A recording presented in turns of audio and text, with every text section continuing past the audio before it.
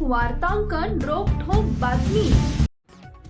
राज्य सरकारने smart city mission अंतर्गत स्थापन केलेल्या विशेष कंपन्या बंद करण्याचे आदेश दिलेत।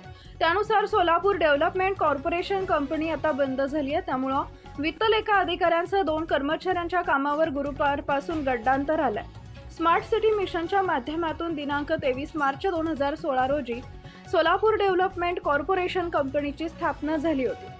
या कंपनीसाठी केंद्र सरकारकडून 500 कोटी, राज्य सरकारकडून 250 कोटी तर पालिकेचा हिस्सा 250 कोटी असा एकूण 1000 कोटींचा निधी निश्चित झाला होता।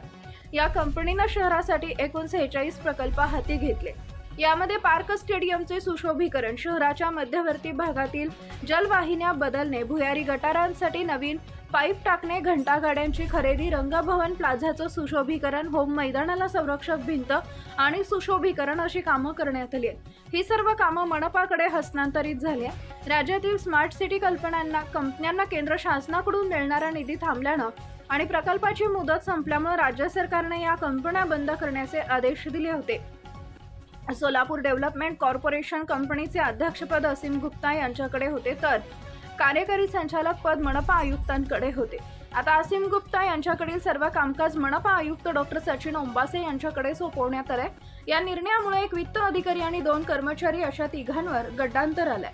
स्मार्ट सिटी कंपनीने 1 वर्षापूर्वीच कंपनी बंद करण्याचा ठराव करून शासनाला पाठवलाय। कंपनीचा उद्देश पूर्ण झालाय। वार्षिक खर्चासाठी तरतूद करावी लागते, त्यामुळे कंपनी बंद करावी अशी मागणी केली आहे।